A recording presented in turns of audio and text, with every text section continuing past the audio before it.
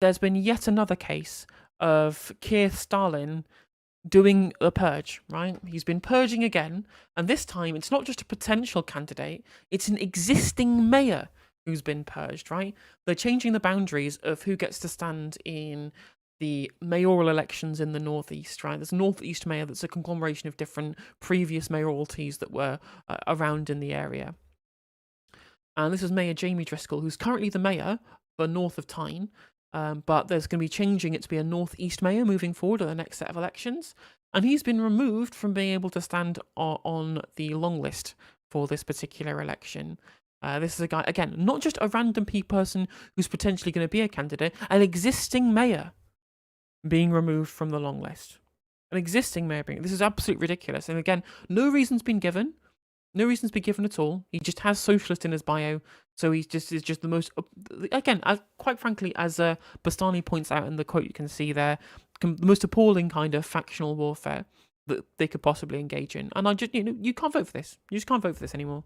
I don't know why anyone would want to continually support someone so drunk with power and authoritarianism as the Starmer clique are at the top of the party, removing well-loved and supported mayors because, quite frankly, they know that these people would win when it went down to the selection procedure to be able to pick the candidate, because he beat the Labour right pick to be the mayor of North of Tyne at the last election, and they're like, well, we can't have people voting for the wrong thing, so we're going to remove the choice. Right? We're going to get rid of the choice for you to be able to choose who to have. We're going to implement it from you from the top down, right?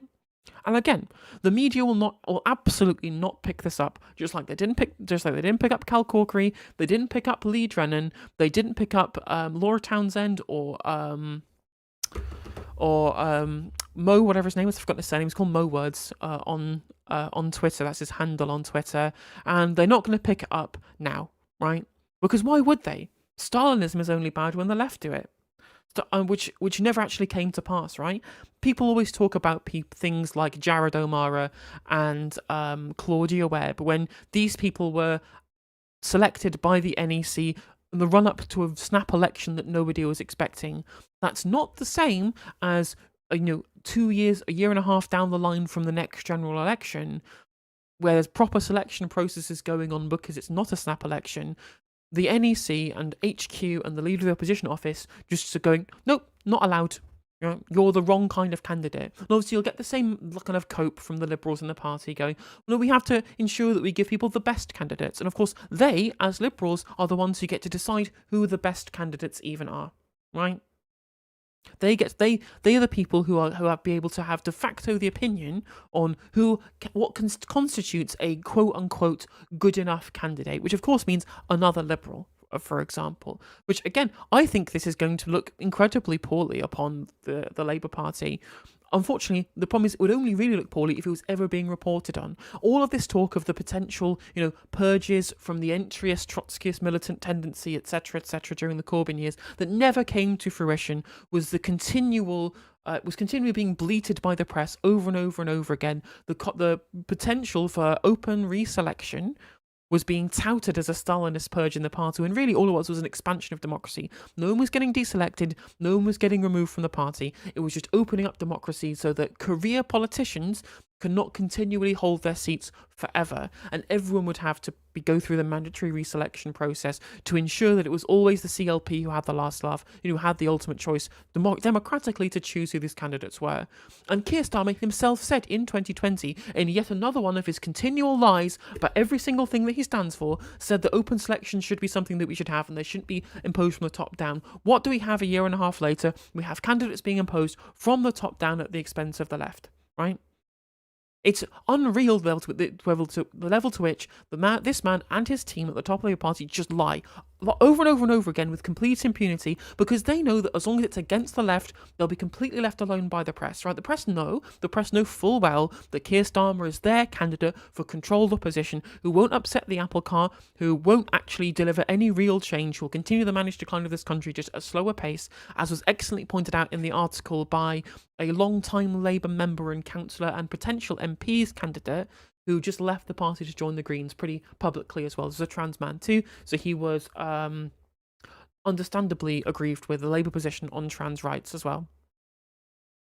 So when people who have long time, it's not just 2017 era new people into the party that are deciding they don't want to vote for the Labour Party anymore, want to leave, want to join the Green Party, or want to at least vote for the Green Party, like I have, right?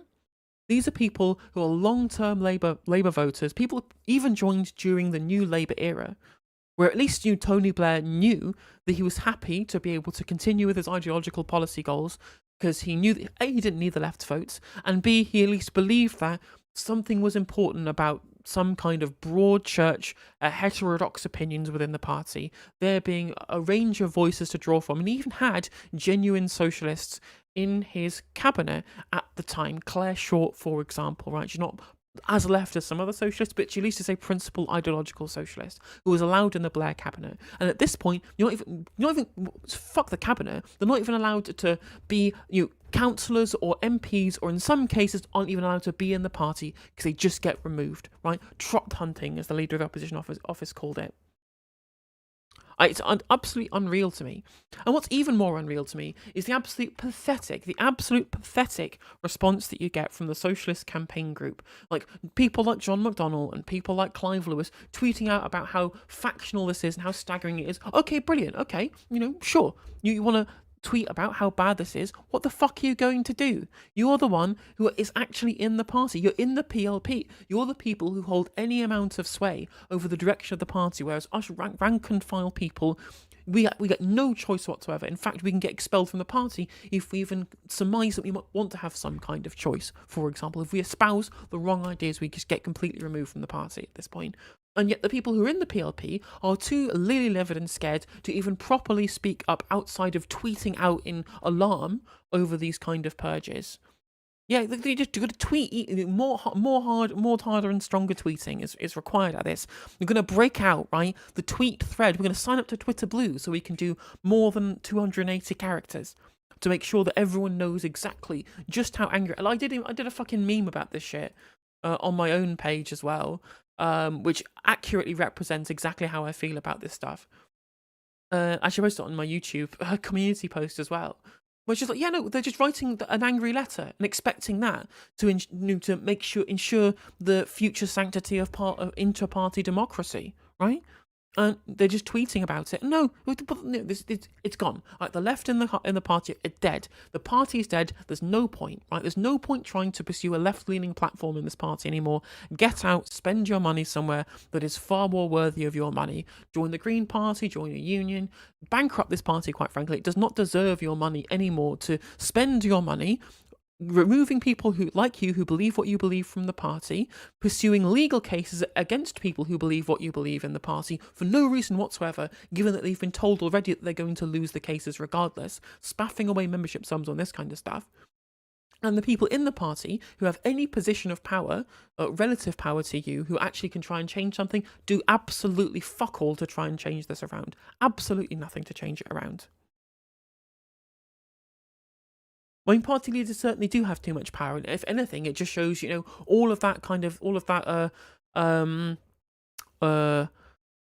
potential for the Stalinist purge of Corbyn's wing of the Labour Party when they were in charge, right? It just shows that clearly the piss that was being boiled about that kind of stuff back in 2016, for example, clearly, the left of the party should have been the one to take the initiative and engage in this first, right?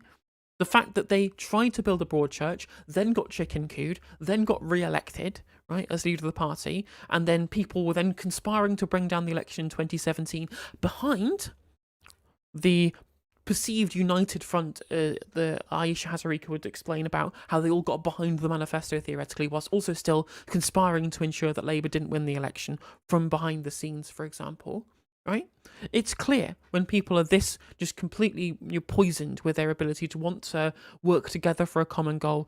There's no point even bothering. A better way to spend my money? Thank you for the bits, Ron Life. Yes, indeed. Yeah, you could spend every single Labour, instead of pledging money to Labour Party every month, you could become a subscriber on twitch.tv/NoJusticeMTG, right? It's actually cheaper than joining the Labour Party. And I will spend your money most likely on expensive and or cheap food. Actually, cheap food probably. I'll probably spend it on the aforementioned cheapest squash that I can find at the corner shop, rather than on vindictive factional disputes and legal challenges against people that I know I'm going to lose against based upon ideological differences. Which, again, was never something anybody on the left did when they were in power, for example, right?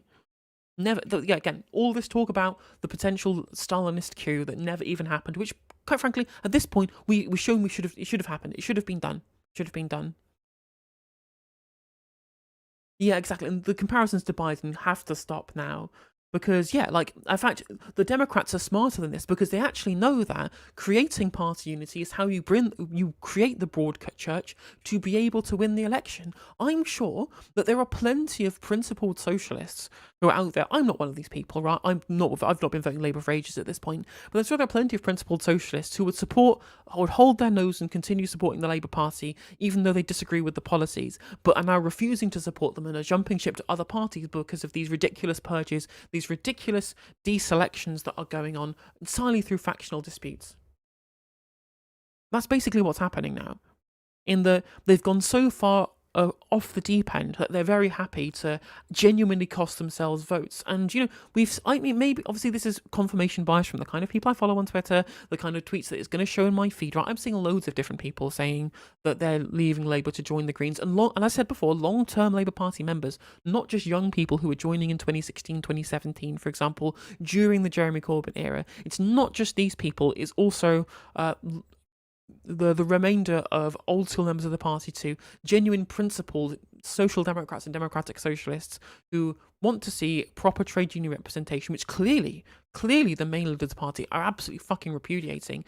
And it's also on the back of this incredibly embarrassing that these unions are still affiliated to it, right? Why is the CW still affiliated? Why is Unite still affiliated? Obviously, luckily, Unite have a motion to disaffiliate at their next conference, I believe, at the next AGM. But I don't reckon anything's going to come of that.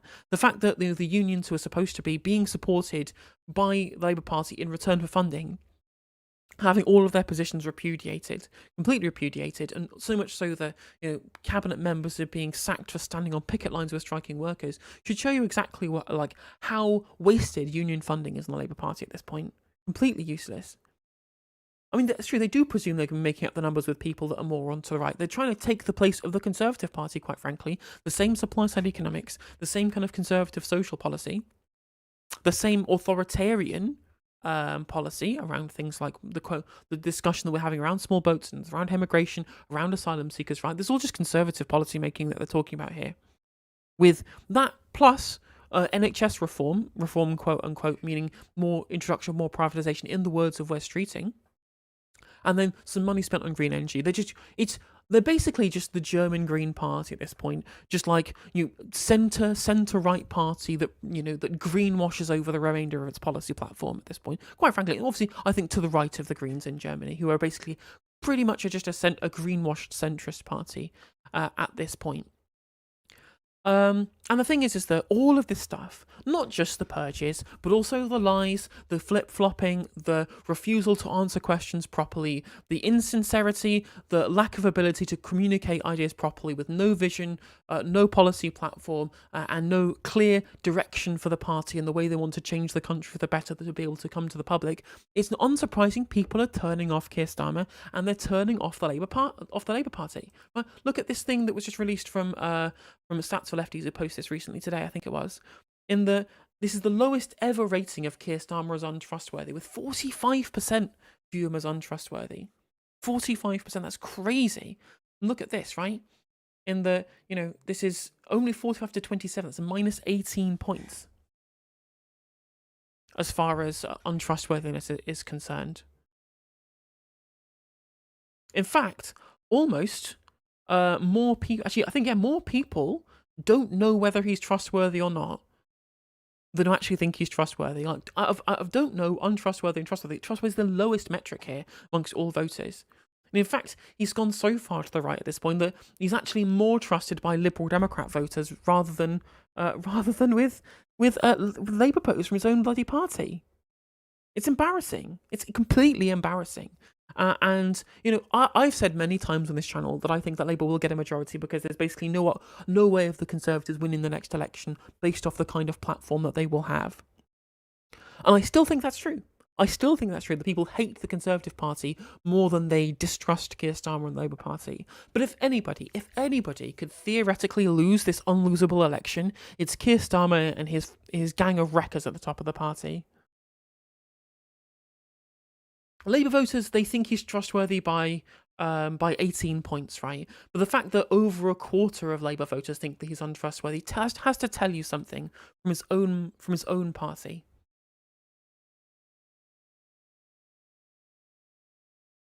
No. So 47% think he's trustworthy, and then 29% think he's untrustworthy, and the remainder all don't knows. I mean, he is very dislikable. I mean, he's, again, a charisma vacuum. I've said, I've watched enough Question Time on this channel. Prime Minister's Question, to understand that Keir Starmer hasn't got a fucking clue what he's doing. No riz. We've clearly gone over this a bunch of times. But you can be a boring dullard and win elections, for example. I mean, look at Theresa May. Look at plenty of Prime Ministers of the recent past who have won elections or become Prime Minister. I don't think really called Theresa May winning in 2017 whilst being a charisma vacuum. But you need to also have that whilst also looking like a safe pair of hands, looking sincere and not lying literally every single time you open your fucking mouth. And Keir Starmer has none of this. Like, can anybody name me a positive attribute of Keir Starmer? He doesn't have any. There's no positive attributes about the current Labour leadership. Neither Starmer, nor Streeting, nor Reeves. None of them. None of them have any charisma. There's no point to any of them. Who's voting deliberately for these people? Who's coming out of the gates saying, I'm desperate to vote for Keir Starmer. There's a man for me. Nobody. Nobody.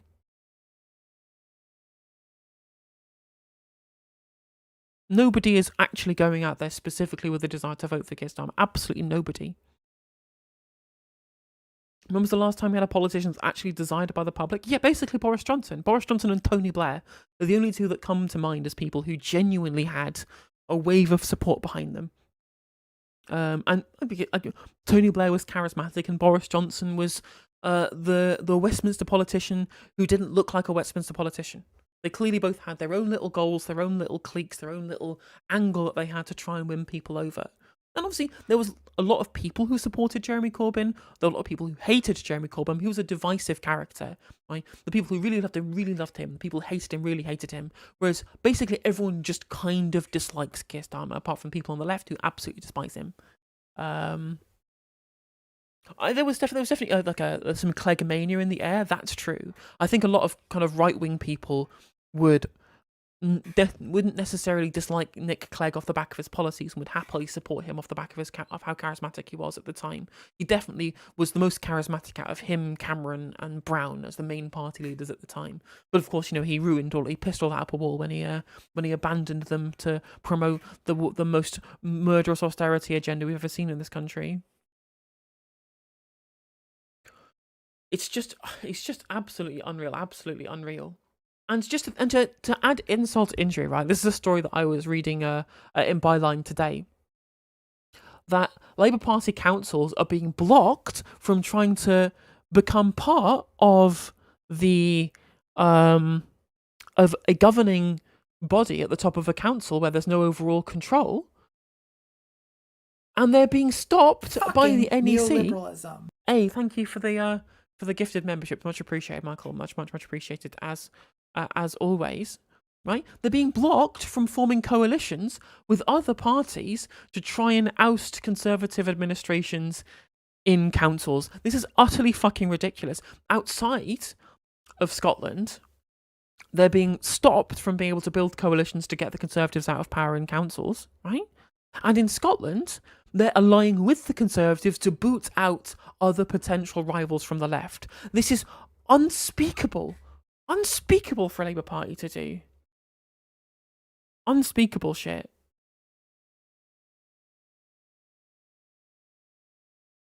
I honestly, if I was in Ed Davey's position, I would just refuse to go into coalition with him. Like, no, right? You have your minority administration or vote on individual deals, but you have you can let your minority administration crash and burn, which obviously I still don't think is going to happen. I still think that he's going to be the prime minister with a majority But if there was a hung parliament, I think the SNP and the Lib Dems, quite frankly, at this point, you should reject him. You say, look, no coalitions, no deals, no supply agreements. You can form a minority government. If a piece of legislation comes up, you can try and convince us, but we're not going to try and taint ourselves by being stood to support somebody as toxic as this. Because they know, right? Lib Dems know what it's like to be in coalition with somebody toxic. And quite frankly, who's more like David Cameron at this point than Keir Starmer of anybody in Parliament?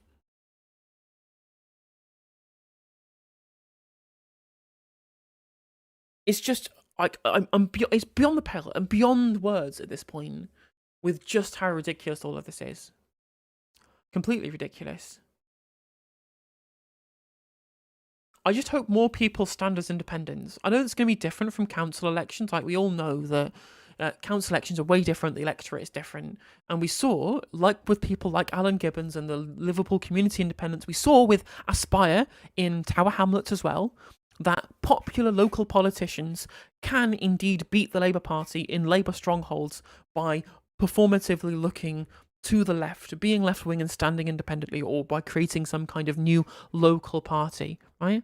And I think Jamie Driscoll should stand as an independent. I don't think he'll win. But at this point, quite frankly, given the state of the Labour Party, splitting the vote so that a Conservative Party candidate wins a mayoralty at this point, whatever, fly in the ointment at this point, quite frankly.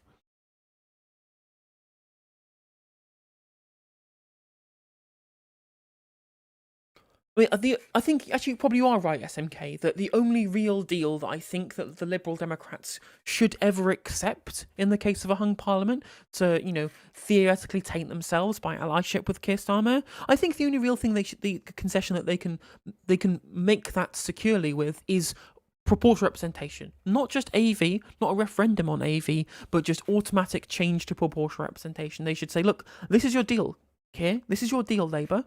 Give us proportional representation, or you're on your own, or you're completely on your own. That's what I would say if I was Ed Davey at this point.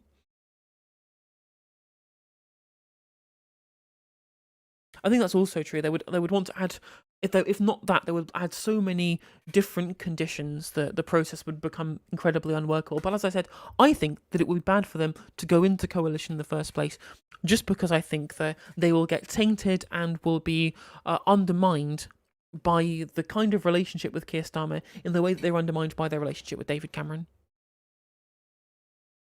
Really is just absolutely beyond the pale. So yeah,